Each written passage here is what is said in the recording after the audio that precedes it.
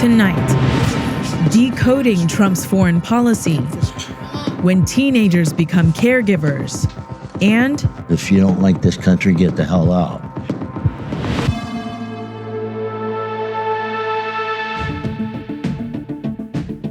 Emergency.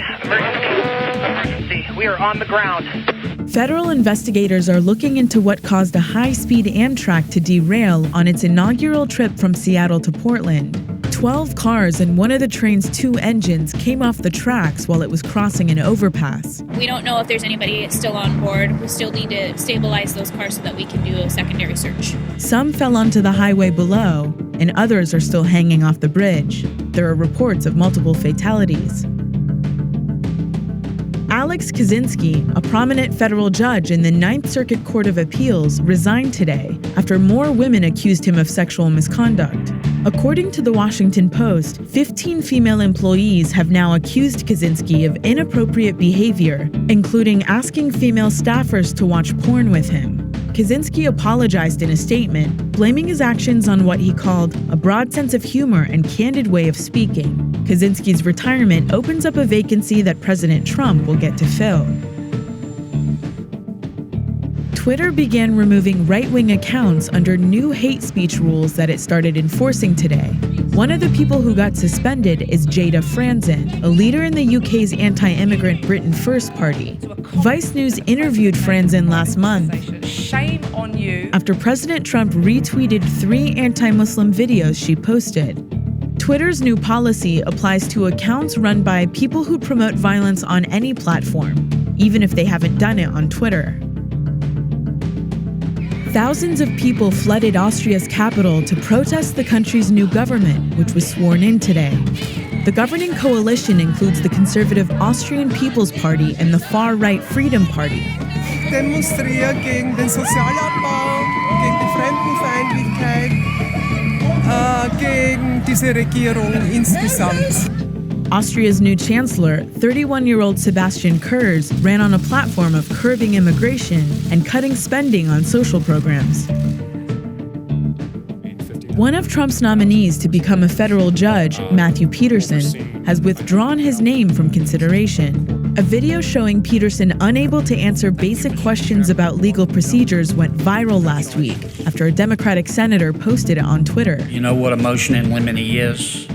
I would probably not be able to give you a good definition right here at the table.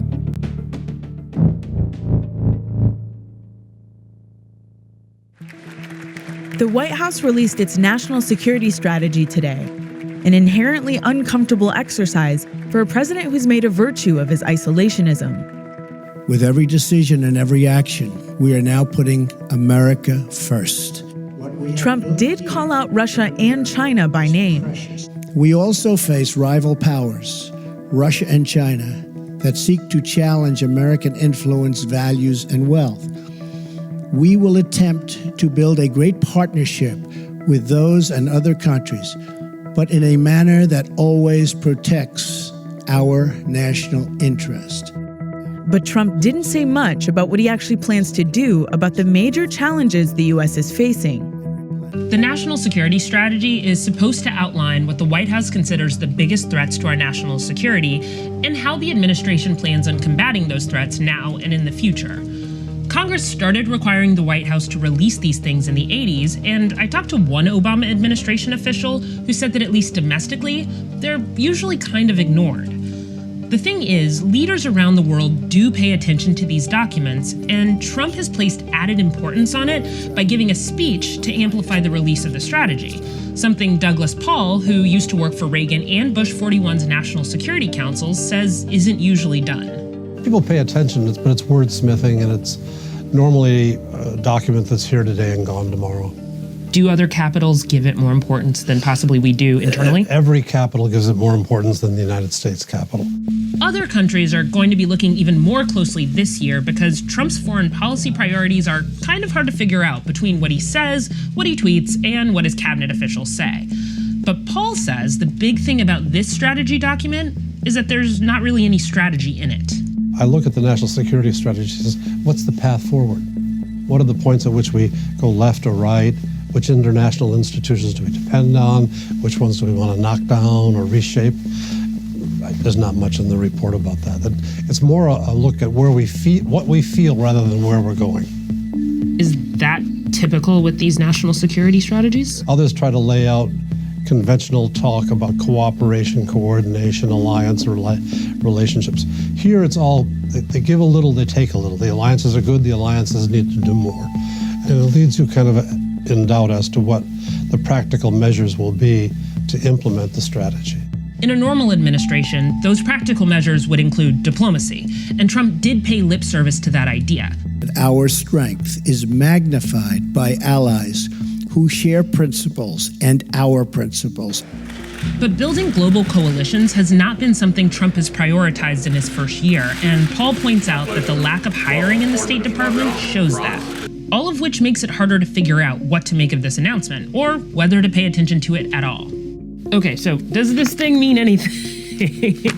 It's a signal to the world that we're going to be a difficult party to work with.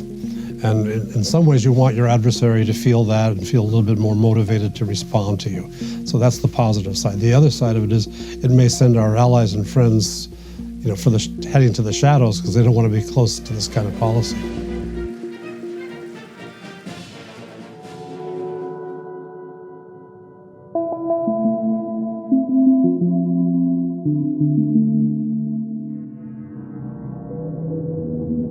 We declare Comrade Cyril Ramaphosa as the new president of the African National Congress. South Africa's ruling party elected a new leader today after a heated campaign that effectively split the party of Nelson Mandela into two camps. Cyril Ramaphosa, a former anti-apartheid activist and wealthy businessman, will take over the African National Congress, and he'll almost certainly become South Africa's next president. He defeated President Jacob Zuma's ex-wife by fewer than 200 votes. The result is a knock on Zuma, whose popularity has plummeted under the weight of multiple corruption scandals and a flagging economy. Fed up with all the political dysfunction, one community group has been trying to do the government's job, but its white-centric mission makes that complicated. During the day, Willie Murray is a small business owner. But at night, he clocks in at his second unpaid job as a patrolman in his rural neighborhood outside Pretoria. All right? Yeah, all good. His family's home has been attacked numerous times. You know, we had attempts, break-in attempts every other night. I mean, you fear for your wife, your children. There's always, the people close to you it's quite a concern. Murray is an Afrikaner, a white South African minority descended from Dutch settlers. The violence he's dealt with and lack of police response pushed him to join AfriForum, a grassroots organization dedicated to protecting the rights of the Afrikaner community.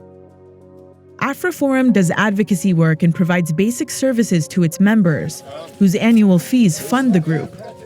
Everything from landfill audits to fixing potholes.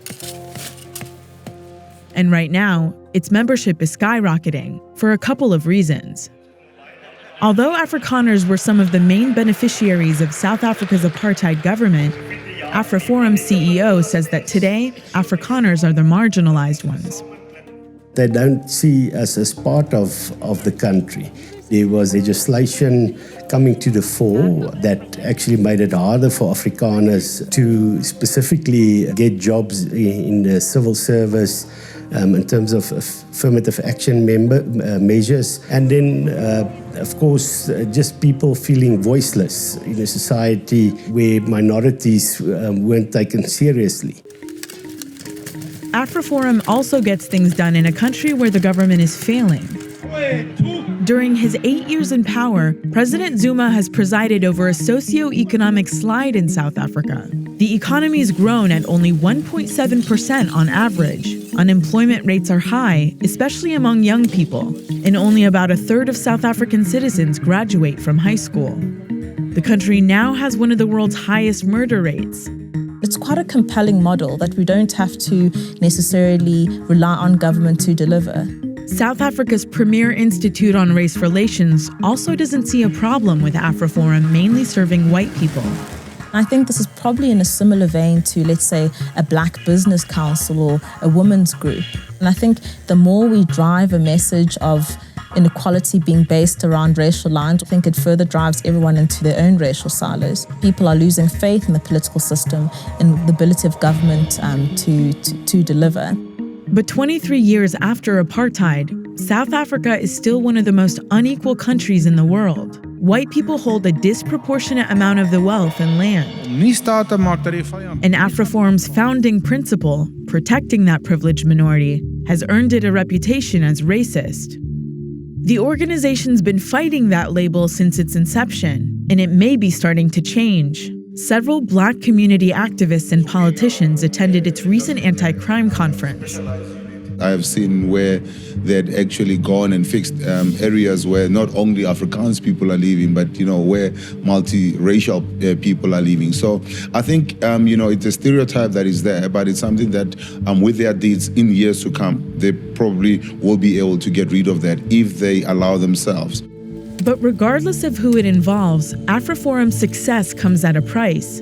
It's putting more pressure on the community it serves to care for itself, without government support.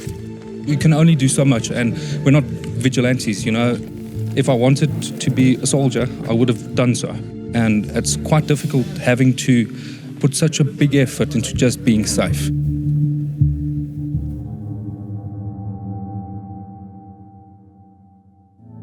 A judge in Washington, D.C. ruled today against the Trump administration and in favor of 2 undocumented teenage immigrants who are seeking abortions while in government custody. Judge Tanya Chutkin issued a temporary restraining order that would force the government to let the 2 girls proceed, but she postponed implementing the order for 24 hours, and the Department of Justice has filed an appeal. The case follows an October decision by the full D.C. Circuit to allow a different undocumented teen to get an abortion. Antonia Hilton has more.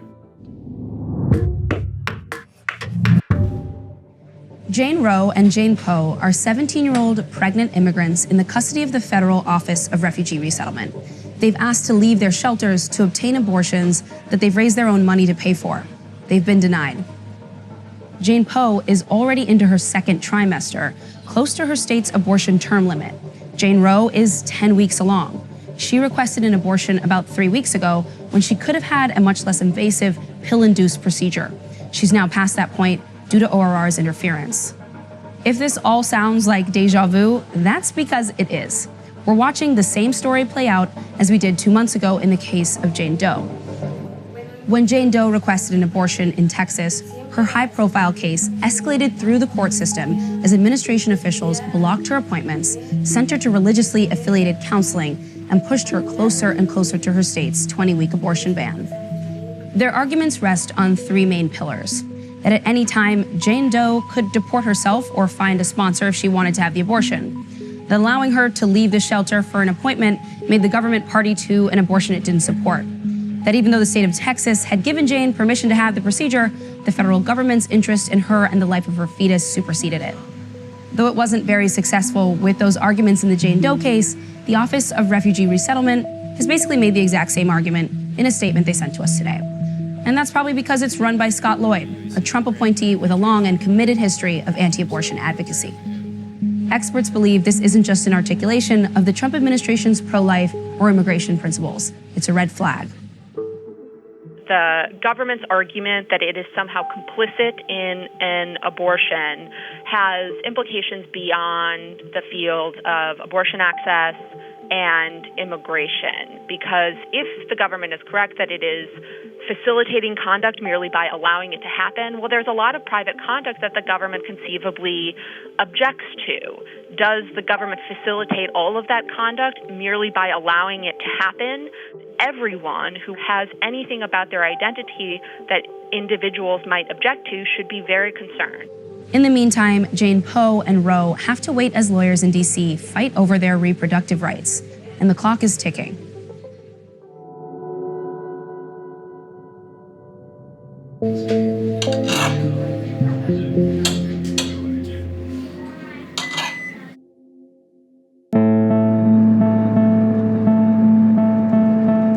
Multiple sclerosis affects different people in different ways.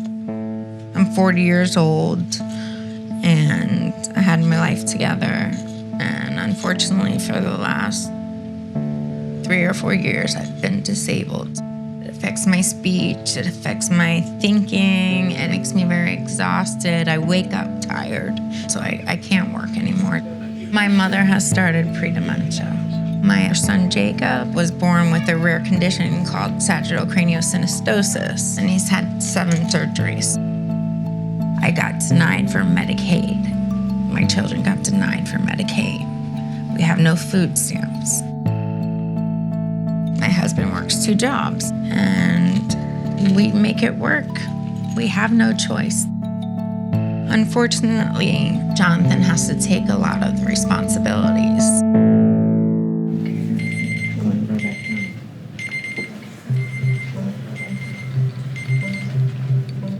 I wake up 5:30, get clothes on, put my binders in my backpack that I need for the day.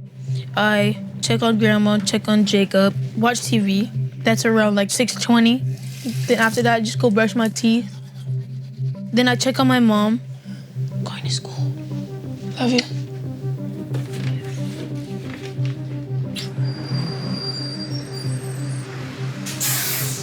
Sometimes I find it hard for me to do the homework and help my mom. It affects my schoolwork is because sometimes I'm not able to do it. The teachers think that I'm just another student that just doesn't care about school, but I do. They don't understand what I'm dealing with. People think that there are social services available for this population, and there's really not. Essentially, all of our government programs, you have to be 18 or older. And we don't really know how many youth caregivers there are. We just know that there's more than 1.3 million children, ages 8 to 18 in this role. You know, they're so under the radar screen that people just don't recognize it. So at school, we have groups where they could express how they feel, the challenges that they have. And a lot of students that come into a program, they always thought it was just them who had to leave school and just go home and take care of mom. But when they come here, they find out that, you know, it's a community of students. It's like there's other students out there that are in the same predicament. My younger brother, he has this thing called Rubinstein tie-bye syndrome. You have to help him around the house. His bones break very easily. Care for my brother. He has cerebral palsy, so like he was born really early. And because both my parents have like back problems, so I carry him a lot.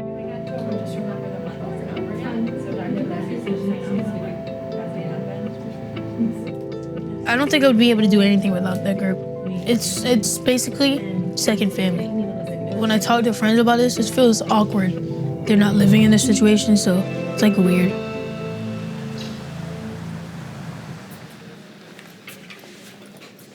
Basically, is when mom has her medication. Those are the bad days.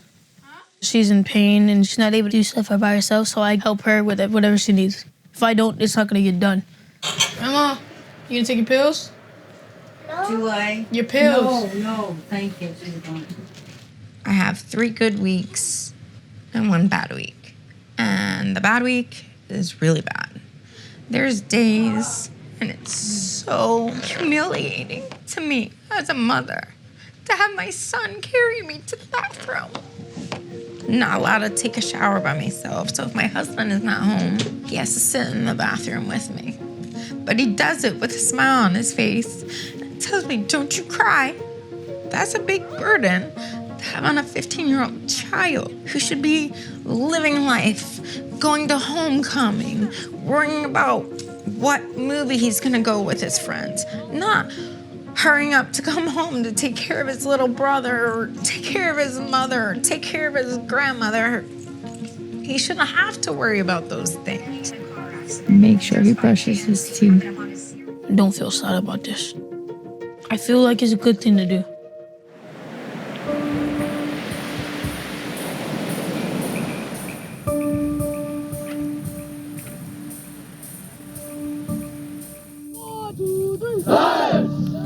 He's just my angel. He just takes it with stride, and he keeps on trucking. The only thing that really means the most to him is football. That's the only thing that is his and his alone. I love football because I don't have to take care of anybody over here. I just do my thing. Being on the field, to me, you're like an eagle that just learns how to fly. So you're up in the air, just by yourself, just flying. I block everybody out. Just do me.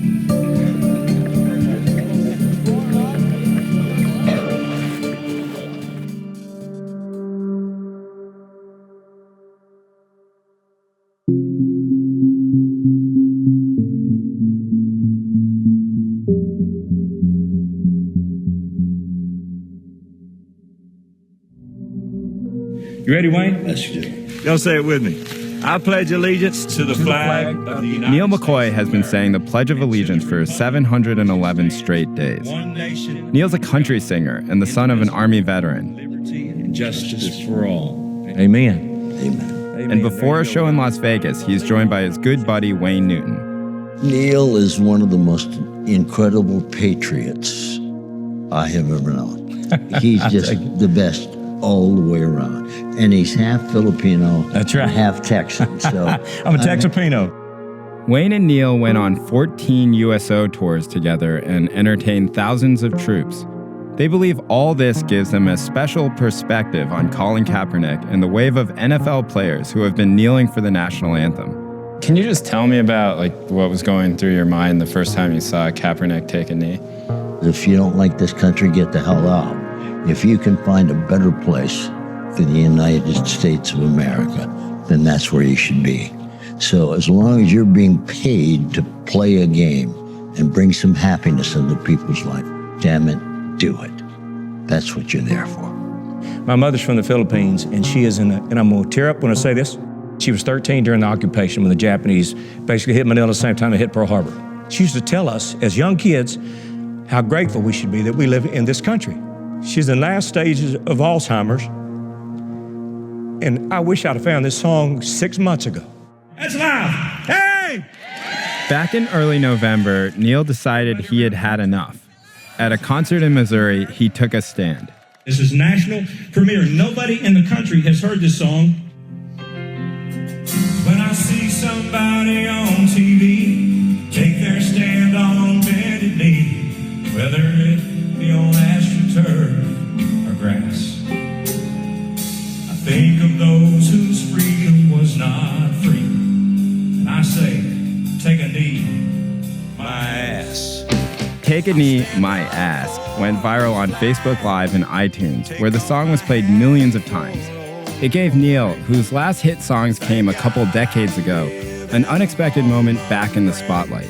We had a great run in the 90s, but they're not playing Neal McCoy on the radio much anymore, so I didn't really have that to lose. I just thought this is something I feel very strong about, and I'm going to say it. And now we get a lot of people saying we're glad you did. Ain't not much you boys doing. We have been here for hours. How are you? I'm Neal.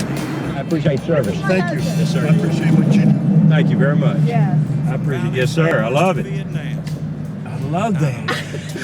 This is either commitment or a guy that needs to be committed. Hey, I pledge Neal my ass. He just got that tattoo done. Yes, he did. Stand up for the flag. Take off my hat for old glory. Thank God I live in the home of the brave and the land of the free. I'll honor the ones who gave it all. Neal didn't write Take a Knee, My Ass. The song was written by Dan Roberts, a fellow country singer.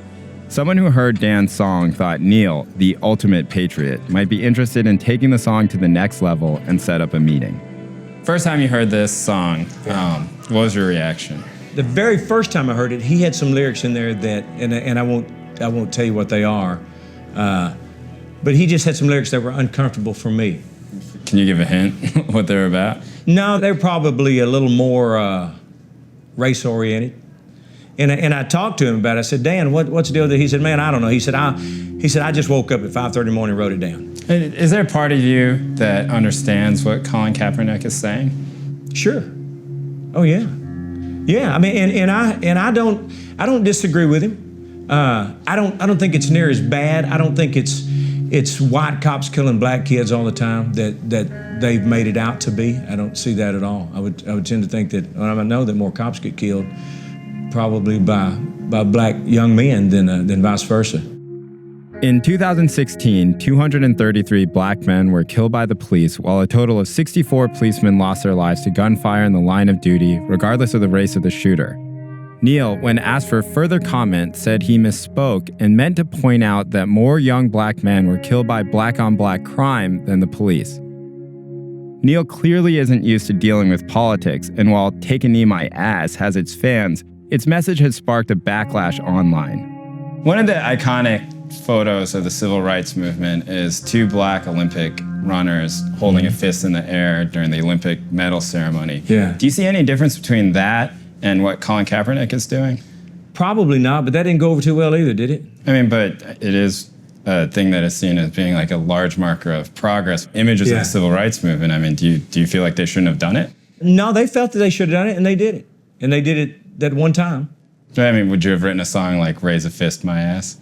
But God, that'd be good, wouldn't it? Do you feel at all that you're sort of adding to some of the divisiveness in the country right now?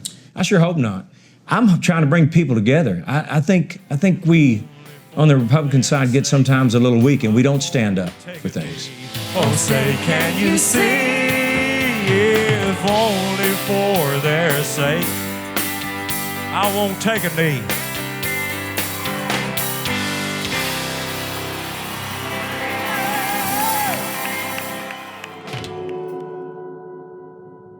That's Vice News Tonight for Monday, December 18th.